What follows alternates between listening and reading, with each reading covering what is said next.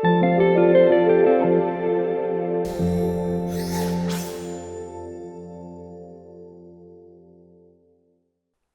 so let's take a look at some real market scenarios, and we're going to be using the replay tool once again. And we're going to go over how we define a range, how we locate a range, how we set it up, marking out the low, the high, the midpoint, and then we're going to be looking at potential scalping setups on the long side and the short side, and how I would manage this trade and look at this. So this is how I approach price.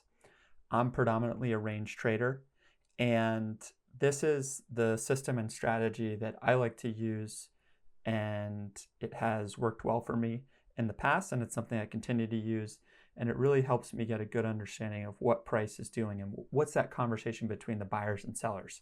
Who's trying to talk over one another, and are the buyers coming in here, are the sellers coming in here, right? So let's get right into it, and let's start to play a little price action and see kind of where price is going and how a potential range could be forming.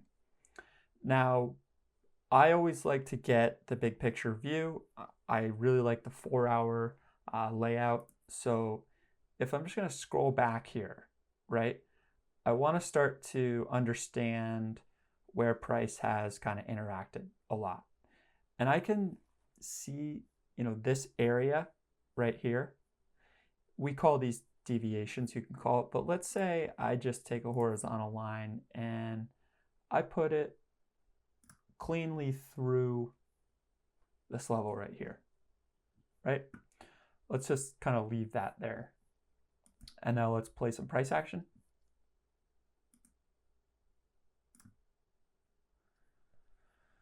So right off the bat, I know that price tagged a pretty important level that I had. Why? Well, it was essentially the bottom of a range of a fairly long consolidation area. Now I like to use the date tool, and this allows me to make a nice kind of block here. Call it that, right?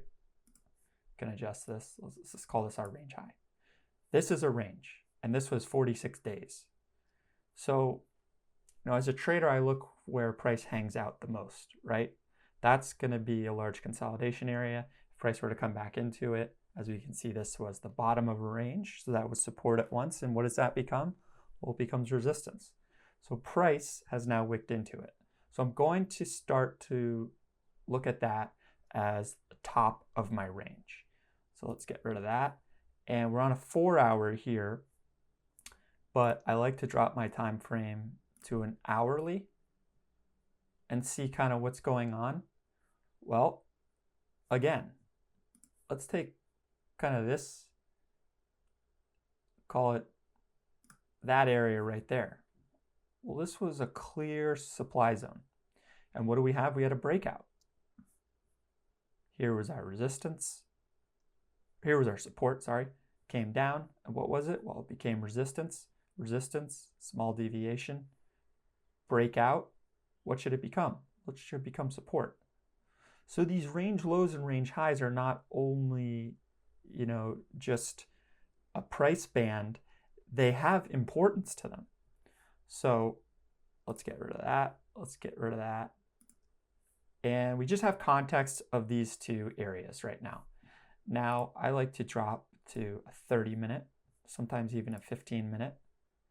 And this helps me really dialing in the high and the low. So we can see here, there's a couple attempts at this, right? We're looking at this on the 15-minute. So I'm going to mark this as my range high. I want to take these 2 points right there. And the range low, well, we had a very nice reaction at a key point here by our buyers in a key breakout point. So let's go back to our hourly. And now we have defined our range right here. We've defined the range as a range high running back into a key level on a higher time frame, which was at one point support, resistance, range high. We know that this was resistance at one point. It's coming back down. What is it? Support. I'm going to be using this right here is my swing high and my swing low. Now, we spoke about another component. Well, we spoke about something called the midpoint. To get the midpoint, I'm going to use the range high and the range low. I'm going to use my Fibonacci tool, and to double click it, you can check off 0.5. Okay? So 6280 is about where our midpoint is.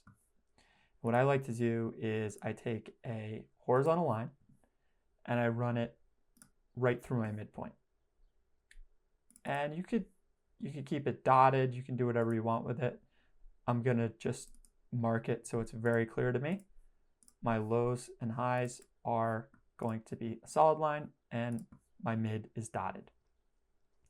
Now, what did we talk about? Well, we talked about how we want to be buyers at our range low in a demand zone, our support, and we want to be sellers in our supply zone, right? This is our resistance, and we have our midpoint. And what happens in the midpoint? Well, it's our chop zone, right? There's a lot of action here, but it's not a very good setup. So we're focusing on the low and the high. So now we're looking at a 1 hour chart. I really like these for my ranges. And we have a nice defined range. And we're going to start to implement some of the rules that we spoke about in the prior slides. So right here, I'm already starting with a 1. Okay? That's my first test, range low. And I have my range high. Oh, gets a little crazy with these tools. Go back to my... And what are we doing here? We have our 1 up here. And we're at our midpoint. Now, let's say that we're slightly below the mid-range right here, and we want to be buyers on a move to range low. And we're going to be targeting our range high, and we're going to be using this swing point right here, our swing low, as a stop loss for our setup. And I'm going to put an X right here because this is my invalidation point. And why is this my invalidation point? Well, if we go to market structure, going below this would be technically a lower low, but it would also be kind of dipping back into this area that we broke out of, and I wouldn't want to see price do that. So we're just going to mark these out, and I'm going to show you guys how I trade ranges and the strategy that goes into it. So let's take a potential long setup, right? As traders, we're looking at price, we're identifying these levels, and we're saying, okay, I want to be a buyer in here, and if price comes back into here, I want to be filled, and I'm going to use my invalidation level underneath this swing low as I'll be stopped out of the trade. So let's just put this here. Now, I spoke about this as kind of a guideline, right? There are things like liquidity pools and stop hunts and SFPs, and this is stuff that we're going to go over in liquidity theory in the last course, but you got to understand that price can be volatile and wicks can happen, right? So I want to leave myself enough of a buffer here. It's a bit of an art, and it's up to you how to figure it out. It should fit into your risk parameters and what you're willing to lose on being stopped out. Now, let's just put it here for now, right? We're risking 4%. We're getting in close to our range low, and I'm targeting back up to my range high. It's up to you whether or not you want to kind of choose these wicks or, you want to play it safe here. Let's just conservatively kind of take this area where price broke down, right? And this is giving us a risk-reward ratio of just over 4. We know our risk 4% here. We've established our stop loss. We know what we're willing to lose, and we know what we're willing to make. So let's let price play out a bit here.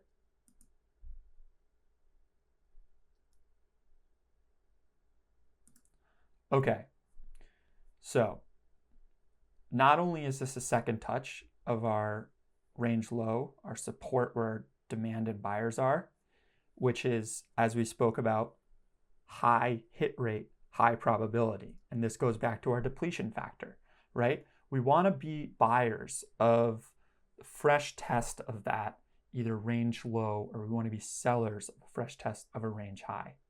And we know this because support and resistance are finite. Well, I feel pretty confident being able to put a bid here, get filled with a defined amount of risk under a key swing point. So we're in the trade right now. Now, how do we want to manage it? Well, obviously we want to be focusing on our stop loss in this swing low and price staying above it. We can start to look at candlestick structures, right? These long lower wicks are suggesting that our buyers really stepped in here. And what can we do? Well, we can take it one step further and we can even start to look at the volume here, right? Here we have decent volume in relation to the sellers. We can see that the buy volume is here, bit of indecision, but what are we doing? Well, we're making higher lows off of this, and we'll see if we can make some higher highs. The way I would look at this is I'd say I really want to make it back to the mid-range. And you should also keep in mind that if you're a scalper and you're doing very low time frame, you could implement a strategy where you want to be buying the range low and selling at the mid. Because more often than not, price is going to go back to the midpoint. The way I like to play it is range low to range high, and I use the midpoint as a way to gauge kind of the steps of that trade. And maybe that's even something as a trailing stop, right? So I want to see price make it back above the mid and hold. Then it's more inclined to take a trip back up to the high. So let's see what happens here. Okay, we just spiked right through the mid, and now we're kind of hovering here around it. And again, we're already in the trade. We're feeling good. We hit the range low here, a very nice test of a demand zone. The buyers were present. We're in at support. We're feeling comfortable. Now we're managing the trade. We're above the mid. We had a nice poke through, and we're kind of holding here. Now, we don't want to be one of these traders, right? This is not high probability. Let's say you entered here. Where are you realistically putting your stop loss? It's not a good setup. So let's see how this plays out. Boom, and we're in. We're to target. We're touching the range high here. We had a conservative exit, and we just booked a very nice, profitable, long trade on buying support or a range low on a fresh test, knowing that it was a high hit rate. And we managed it while looking at the mid-range, breaking back above it, holding it, and being more confident around our target being hit around the range high. So this was a successful trade. You can screenshot this, you can go to your journal, and you can mark out why this worked and the parameters that you implemented for it. So let's get rid of this, and let's just continue with the steps that we want to implement as we're looking at this range. Here's my second test, right? And here is my second test down here. Now let's say we wanted to get into a short trade up here. Well, we're at the range high right now, and let's look at a short setup, and let's implement the same things we just did on the long setup and utilize our swing points for invalidation levels and target back to close to our range low. So we are putting our stop loss above this swing high, the decent amount of buffer, similar to our risk on the last one of just around 4%.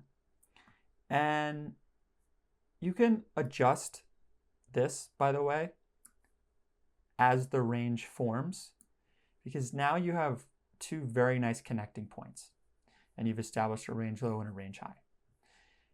They were very close, and you can leave it, but I like to adjust it and just clean it up and make things clear. So what do we notice about this area? Well, this right here was our kind of our impulse out, right? We can get the confirmation in the volume. And so we know this as a very prominent area to where the buyer stepped in. So maybe I don't go to the range low. Maybe I kind of just am targeting the impulse of the move, right? The point of the breakout. And I still like the setup. It's just below, and we can, move that down there. And we're just under 3 on a risk-reward ratio. And we're looking to take our profit here at a range low, and we have set up our short trade. So let's see, and let's just move this over so we can let the price play out. And we'll just put that, call it here. Now, what else do we see here? Well, we see that price came up into our range high. Very nice. And now price came back down, kind of found a little bit of support right here. And we have this kind of candle with this long upper wick, right? So maybe the sellers are stepping in, and you can see that volume's coming back a little bit, but it's not so much confirmation yet. So let's play this out and see how this goes. Now, if you notice here, what do? Well, we went above this, and we went above this right here. But we kind of left that buffer for our stop loss. And these are the things that I was talking about. Because, look, none of this is a hard line in the sand. It's a way to gauge it, right? So keep in mind that buffer. And there's going to be times where you get stopped out. That's just part of trading. No one's 100%. You just journal it, and, sometimes it's just unlucky getting stopped out. But going forward, you might say, maybe I'll leave a little bit of a buffer because of that, potential wick to the upside. And let's see how this plays out. Starting to break down. Here we broke through our mid-range, right? So right now I'm looking at this trade as, okay, this is pretty close to target here. And you can see price goes up, maybe it tries to go back up, maybe it fails on mid-range. And let's see. Oh, look at this. Can't get above the mid, right? What do we know? Below the mid, more likely to test the low.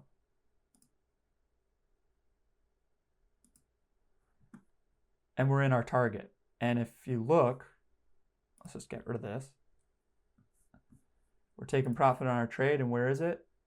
Well, it's our conservative exit we had here, kind of hitting that range low based on this impulse. And I mean, I'm not sure it gets any cleaner than that. Let's get rid of this line. And so let's move over our mid. And again, as the range is evolving and you guys are starting to mark it out, keep in mind the parameters and just keep a close eye on it. So one thing I also notice is these touches. That's going to be a third for me because it penetrated the wick. And this could also be considered a hit of resistance. So rule of fives is 100% in play right now. This is close to these. I mean, you can consider this a 3. Again, this is kind of up to your discretion, but the one takeaway I would have here is that this supply zone where our sellers are, resistance, is getting hit a bunch of times. Now, this was also maybe a potential long entry, right? Right off of this impulse, maybe you're not getting to that range low again, but we're going to recognize, what is this? Well, this is a higher low off of this and slightly off of this. So structurally, because you kind of had this penetration and new high and a lot of hits up here, you might want to start to think about, is this range going to break to the upside? Now, we don't know yet, but these are things you want to start to really go through in your mind as you're looking at potential setups. Now, we went back down to the range low here. Enough for me. So we could look at a short setup on our range high again. This goes back to our depletion factor. this has been hit a bunch of times. So maybe the short is not a good play. As we know, the more times resistance is hit, sellers get weaker. That could potentially lead to a breakout. So let's just do a theoretical short position. And we can even take a more conservative approach with our stop loss. But let's say we want to try to get in here, right? As close to this top of the range as possible. And we can even put our stop loss, a nice buffer, and we'll target maybe just back down to here. Risk reward ratio of 3, risking a similar 4%. We're looking to take our profit here at an impulse level where the range low held off of these. And we're putting our stop loss slightly higher because we kind of saw what was going on here. So let's see how this works out.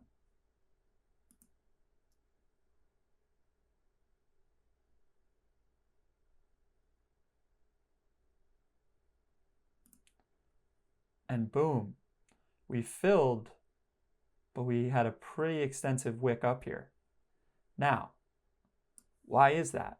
Well, resistance is getting weaker. Sellers are running dry. This is finite. And we can see that here because this was a large impulse up, and look at the volume. This is not necessarily an area where I would want to be shorting because the market structure, higher low, higher low, higher low, made a higher high, and look at that, it made a higher high.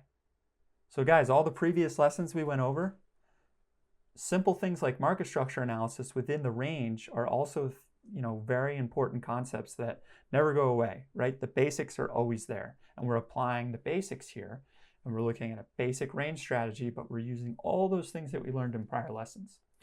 So what happened? Well, I lost on this trade. Let's get rid of that. And where did it happen? On Mr. Number 5. And here's your rule of 5s in effect. Now I go to my journal and I say, you know what? Support held here. We made higher lows, and our range high had been tested so many times. Sellers were running dry. Resistance was getting weaker because we had touched it so many times. I marked off 4, and it broke on the 5th.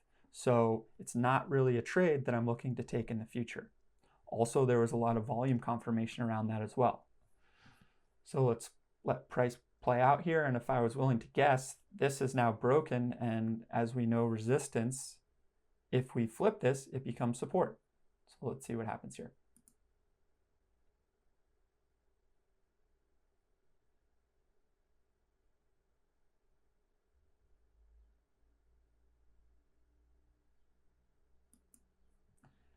And I would say that this is a range breakout. Range high has been broken. This is now a potential buy area based on a simple SR flip. Let's see. And we'll have to see what price does.